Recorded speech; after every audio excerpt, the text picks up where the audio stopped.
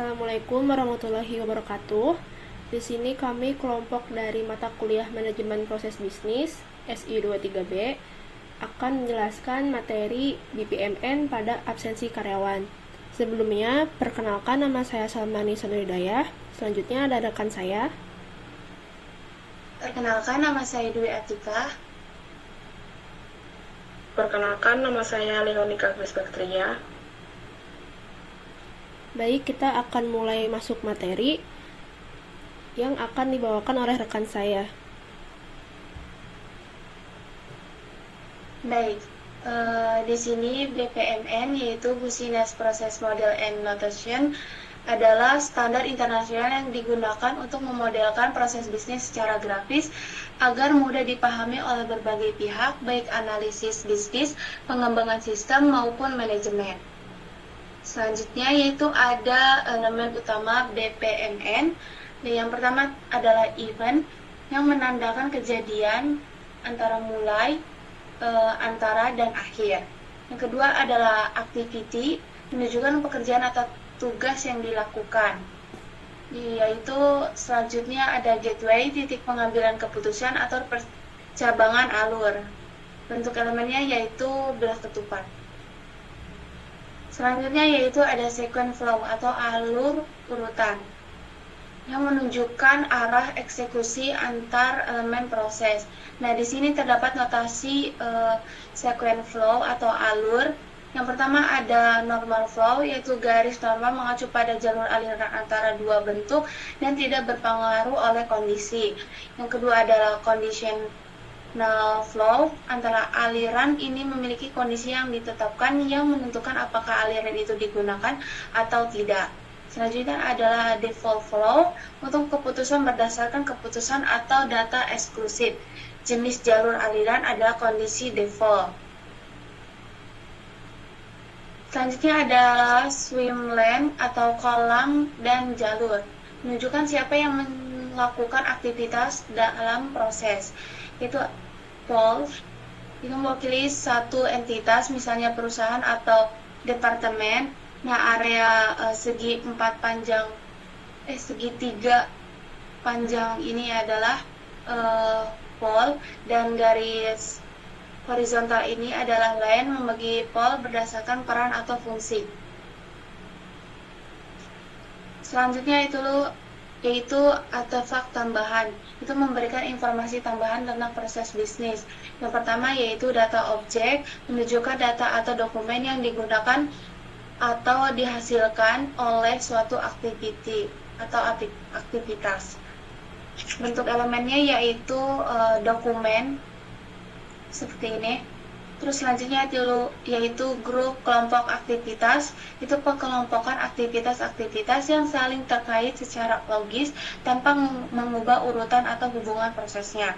Yang terakhir yaitu annotation, catatan atau penjelasan, memberi informasi tambahan atau keterangan pada bagian tertentu dari proses, misalnya aturan, kondisi khusus, atau catatan penting.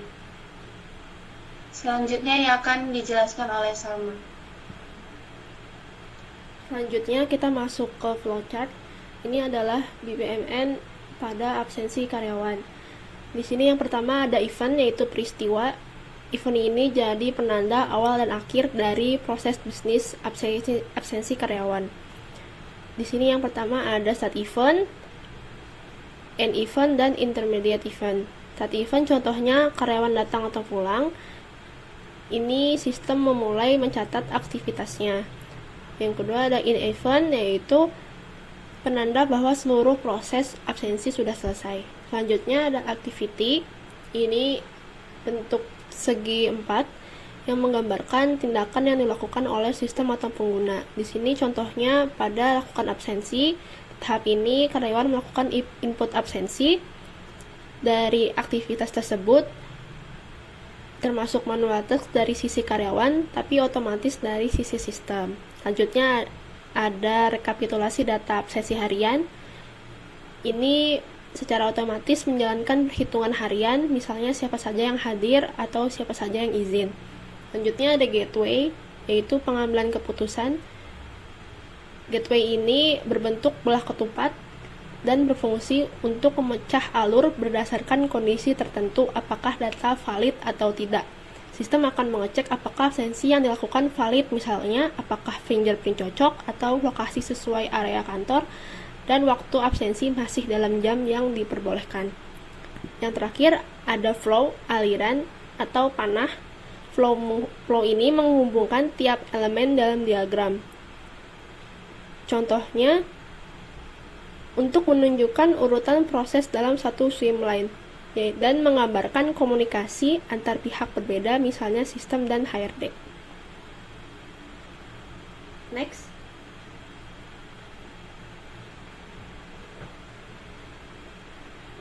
Selanjutnya ada identifikasi elemen dasar BPMN.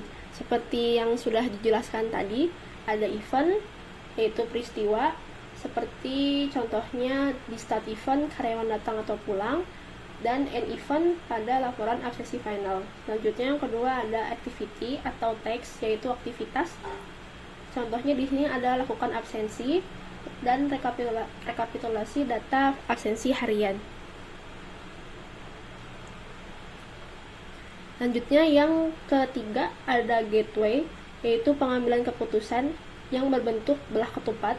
Di sini berfungsi untuk pengambilan keputusan apakah data ini valid atau tidak. Lalu sistem akan mengecek validitas absensi, misalnya sidik jari cocok atau lokasi benar.